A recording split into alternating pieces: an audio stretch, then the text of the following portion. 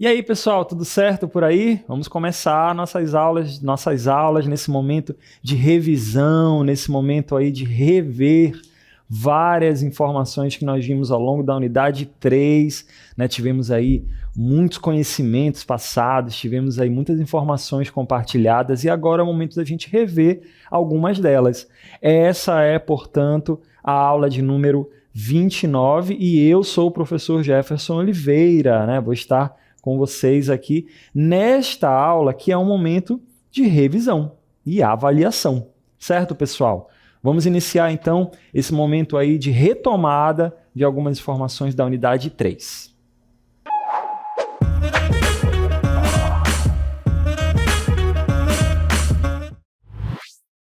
Pessoal, ao longo da unidade 3, nós vimos algumas informações relacionadas às indústrias, ao processo de industrialização, né, que é quando depende muito das máquinas e tudo mais, né? A gente falou, pessoal, que aqui a região da América Latina, onde está o Brasil, é uma região que demorou um pouco mais em relação a outras regiões aí do planeta, não é? Os países desenvolvidos se industrializaram antes. E, quanto isso, aqui na América Latina, né, não apenas no Brasil, demorou muito mais tempo. Então existe, até hoje, uma certa dependência de algumas tecnologias, né? Como a gente vai ver agora nessa primeira tela da nossa revisão, a industrialização na América Latina ela é considerada tardia. Tardia porque ela aconteceu décadas depois, séculos depois, em comparação com Estados Unidos, Europa, Japão. Isso demorou muito mais por aqui. E até hoje ainda existe uma dependência muito grande dos países da América Latina pelo dinheiro, por investimentos, por tecnologia das empresas lá dos países mais ricos. Até hoje a gente ainda tem muitas empresas estrangeiras presentes aqui no Brasil, por exemplo, produzindo as coisas. E o lucro dessas coisas que são produzidas volta para o país de origem. Essa que é a situação ali, né? O Brasil fica só com uma parte aí desses lucros, geralmente lucro operacional e tudo mais, né? Salários, etc. Então a gente tem ali essa característica aqui na América Latina de dependência e de desigualdade ainda na produção industrial. Na América Latina, o Brasil tem uma indústria um pouco mais consolidada, né, com vários setores ali, vários tipos de indústria. Mas quando a gente está falando de América Latina, a gente está pegando todos os outros países vizinhos nossos aqui e mais o pessoal da América Central e o México.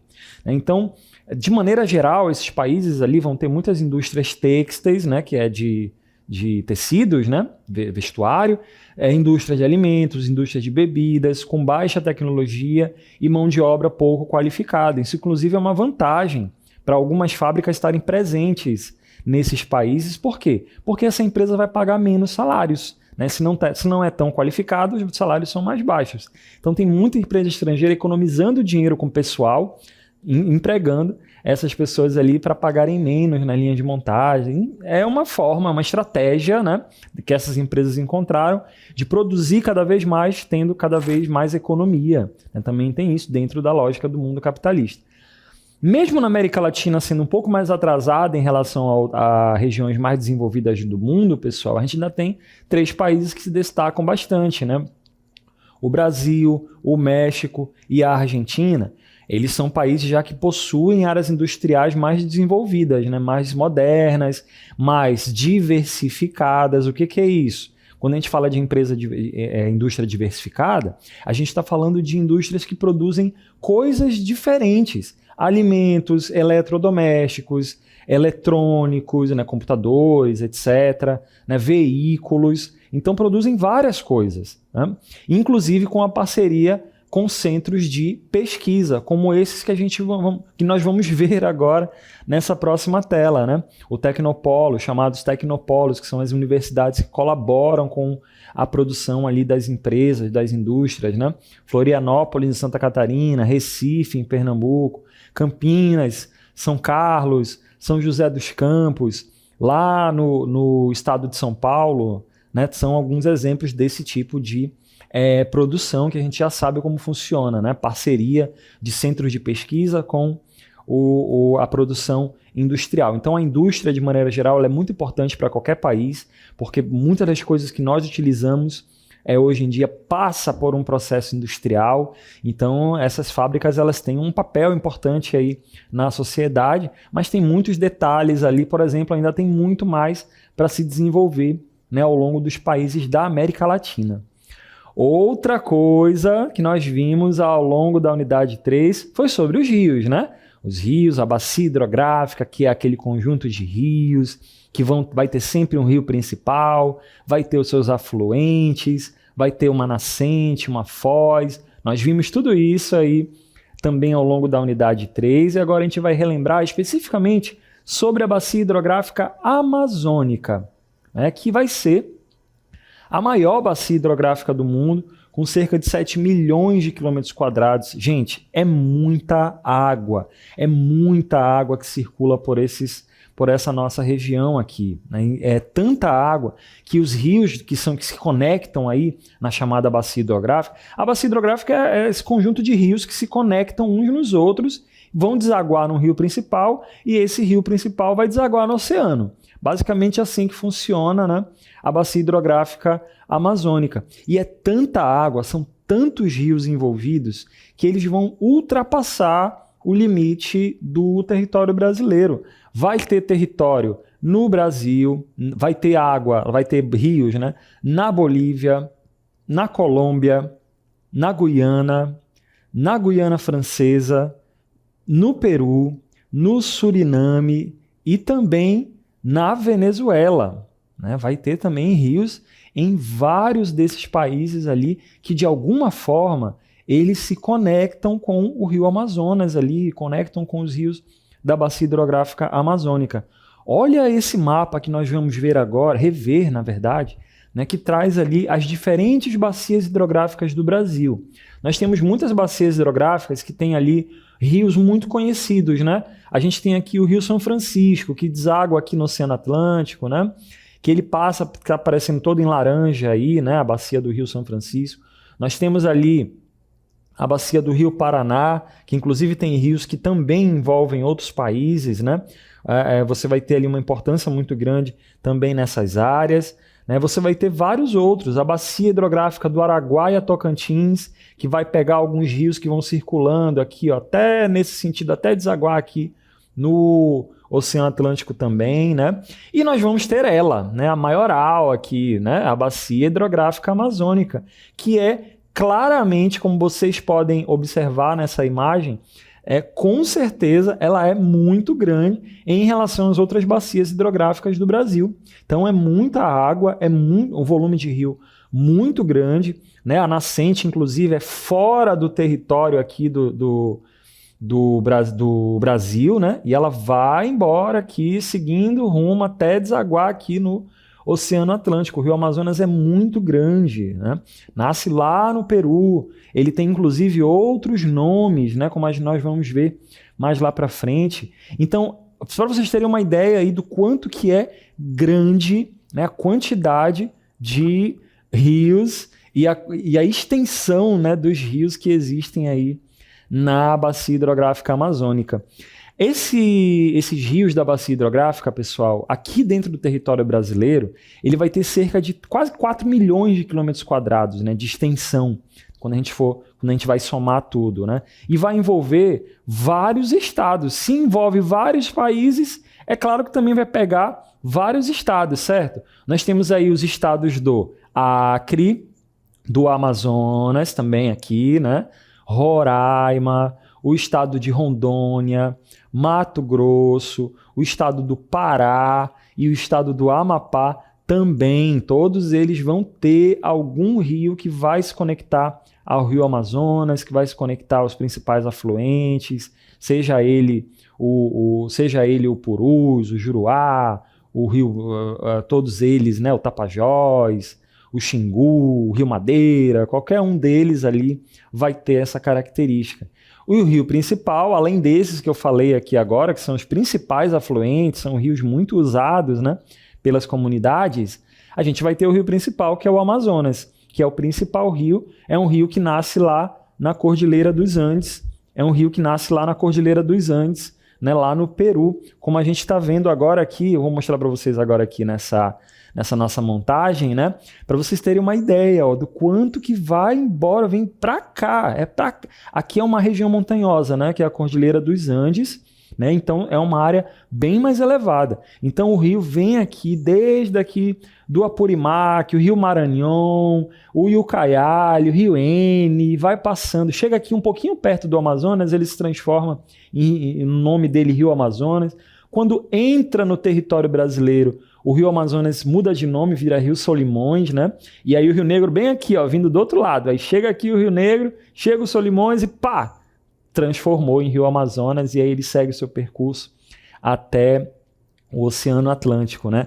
E ao longo do percurso tem vários rios muito importantes, né? O Rio Juruá, o Rio Purus, o Rio Madeira, né? Você tem o Rio Branco, que vai desaguar lá também no Rio Negro, né? O Rio Tapajós, mais aqui pelo estado do Pará, o Rio Xingu também. Todos eles têm uma importância, de alguma forma ali, na composição dessa quantidade de água que tem na nossa região. Pessoal, outra coisa importante que nós vimos aqui ao longo da unidade 3, além da questão das indústrias, além da questão das águas, foi a questão da urbanização, e é isso que nós vamos relembrar agora. Vocês lembram o que é urbanização, hein? A urbanização é a transformação de espaços naturais, espaços rurais, em espaços urbanos.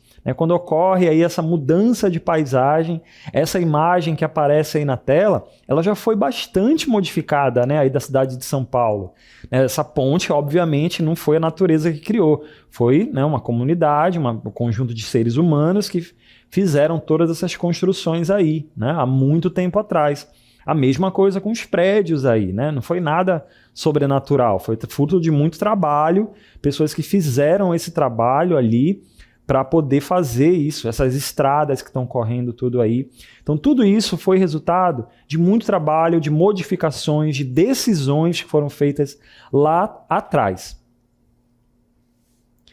Uma coisa que é interessante também é a transferência da população, das pessoas que saem do campo em direção a áreas como essa, e áreas urbanizadas, né? O chamado êxodo rural, né? Que é quando ocorre ali a mecanização do campo, a menor necessidade de mão de obra, e isso acaba expulsando mesmo, né? Acabou expulsando as pessoas do campo para a cidade.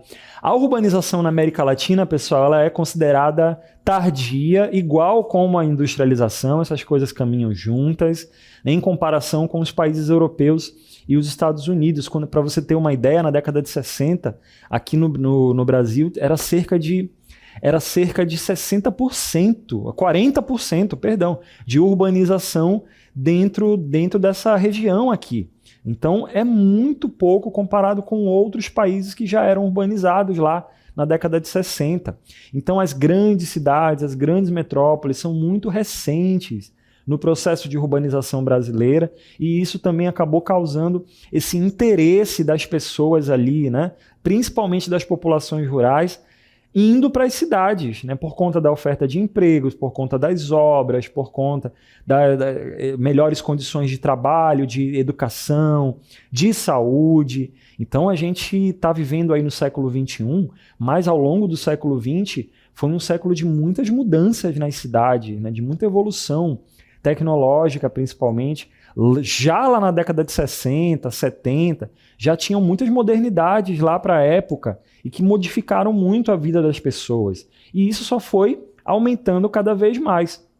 E o que foi o resultado disso? A gente está observando mais de 80% das pessoas estão vivendo em áreas de cidade aqui no Brasil. Então é uma quantidade gigantesca em comparação com as pessoas que estão vivendo no campo, com as pessoas que estão vivendo em áreas rurais. Ué, por que as pessoas estão preferindo viver em áreas de cidade? Por conta disso, né? Por conta dessa preferência aí que as pessoas estão tendo em relação às cidades, às oportunidades. O problema desse interesse todo das pessoas irem para áreas urbanizadas é que não tem lugar para todo mundo, né? Acaba sendo mais difícil comportar emprego para todo mundo, moradia para todo mundo, condições de educação e saúde para todo mundo, né? Então, essas são muitas dificuldades aí para várias prefeituras, né, para vários governos de maneira geral. Como concentrar, como auxiliar tanta gente que vem chegando e que está se dividindo nesse espaço aqui, né? Existem alguns problemas relacionados ali às grandes cidades da América Latina, não apenas ao Brasil, tá, gente? Mas a América Latina de maneira geral, que são muito comuns. Por quê? Os países da América Latina se urbanizaram muito rápido, se urbanizaram muito, mais de 80%, né, gente? Só aqui no Brasil. Só que, ao mesmo tempo, não significou exatamente que viraram países desenvolvidos. Ainda tem muita pobreza e essa pobreza está em algum lugar. Ainda tem muita pobreza aí acontecendo e esse pessoal está nas cidades, boa parte deles aí vivendo com bastante necessidade, né? Passando necessidade. Então, a pobreza, como a gente vai ver na próxima tela, é um problema também das cidades latino-americanas, quando você tem a renda familiar que é insuficiente para atender o conjunto das necessidades básicas ou mínimas de sobrevivência. Isso é muito sério, né? Imagens como essa aí são muito comuns em grandes cidades. Você vê pessoas que, mesmo com a cidade toda moderna, toda organizada, né? Você ainda tem pessoas que não estão tendo acesso a tudo isso, essa modernidade. Essa pessoa aí, que está aí na imagem, ela não está podendo andar de carro, ela não tem um lugar para dormir. Então isso é muito sério, isso é muito dramático, né, dentro das grandes cidades. Como é que pode? Uma cidade totalmente urbanizada, toda moderna, ainda ter pessoas que não têm acesso a isso aí. Esse é um dos grandes problemas.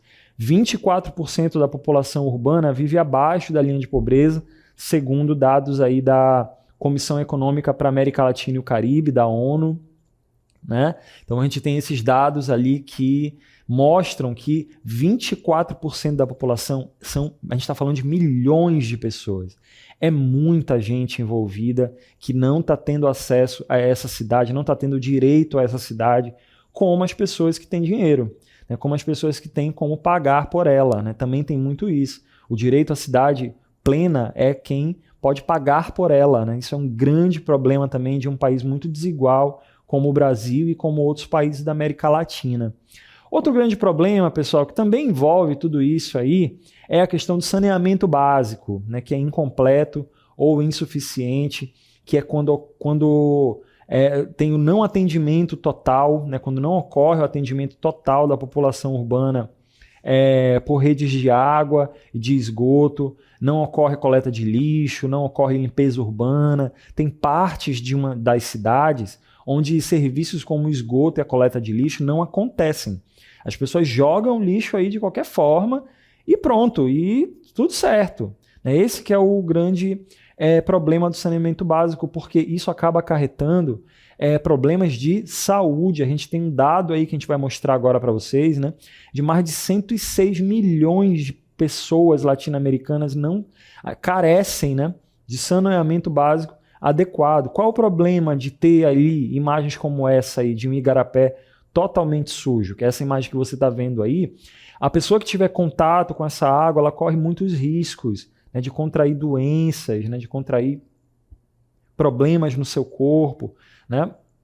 E isso acaba sendo um problema de saúde pública também, porque tem pessoas que, devido à falta de moradia, acabam indo morar em áreas como essas aí, correndo todo esse risco, cheiro ruim, acúmulo de lixo, de chorume. Isso também acaba prejudicando muito as pessoas que vivem em áreas como essa. Então, observem que, mais uma vez, a gente volta naquele assunto, né? As pessoas que não conseguem pagar por um lugar melhor acabam tendo que submeter a situações como essa. Mesmo as pessoas que têm um lugar para viver, acabam vivendo em lugares aí que tem muito risco, né? As chamadas áreas de risco, onde você tem ali essas dificuldades ali de um lugar mais adequado, né? E com esse tipo de problema relacionado a esgoto, que é uma coisa assim fundamental para o bem-estar de qualquer pessoa, mas acaba tendo esse tipo de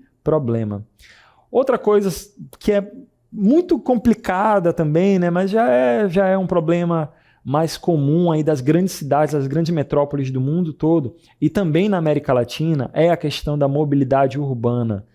Imagens como essa aí que vocês estão vendo da Cidade do México, elas poderiam aparecer de qualquer cidade. São Paulo, Manaus, Santa Catarina, Bogotá, Cidade do México, enfim.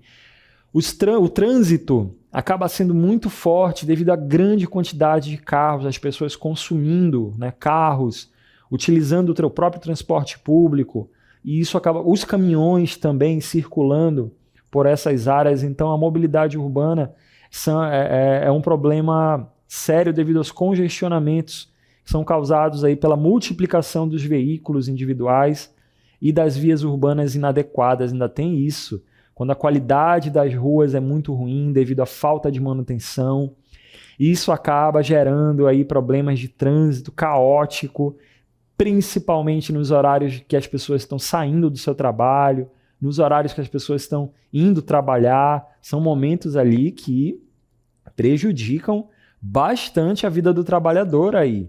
Tem que sair horas antes de casa para poder chegar no trabalho no horário correto, quando consegue, e isso acaba sendo um grande problema também para as pessoas que precisam circular por uma cidade. Tem pessoas que têm algum conforto dirigindo um carro, tem pessoas não, que tem que se submeter ao transporte coletivo, que acaba sendo também muito desconfortável, principalmente quando demora muito para chegar no trabalho.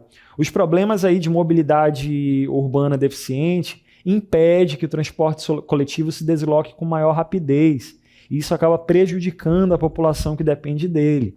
Aquela situação de demorar muito tempo para chegar no trabalho, para voltar para casa. Isso gera estresse, isso gera problemas de saúde mental. Muitas pessoas sofrem aí com problemas ali de saúde mental devido a dificuldades, né, na dinâmica ali de horários de trabalho.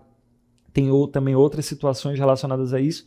E o tempo que você fica no trânsito é um grande problema. Outra coisa que tem acontecido aí, outro problema muito grande das cidades latino-americanas e no Brasil também, claro, né, é a questão do desemprego, do trabalho informal, o desemprego que é a dificuldade das pessoas de conseguirem um trabalho formal, conseguirem um trabalho de carteira assinada, no caso aqui do Brasil, né, com todos os direitos.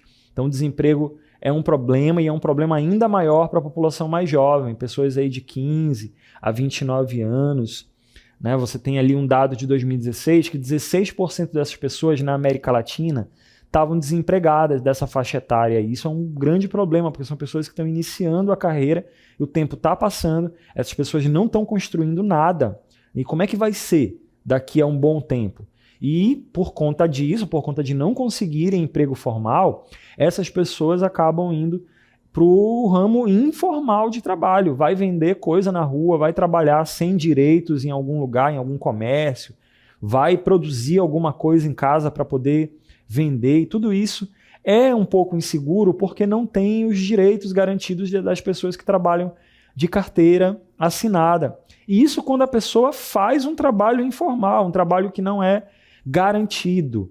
Quando a pessoa faz um trabalho informal, isso até que vai, né? Até consegue ter alguma renda, e quando não consegue nem isso.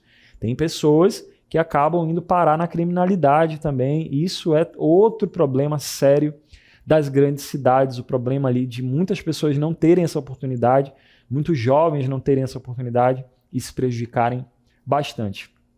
Então, pessoal, os problemas nas cidades latino-americanas são problemas comuns de grandes cidades. Todos esses que nós vimos também nessa revisão, eles acabam prejudicando essa dinâmica da sociedade e são grandes desafios para qualquer governo. A revisão 2, ela acabou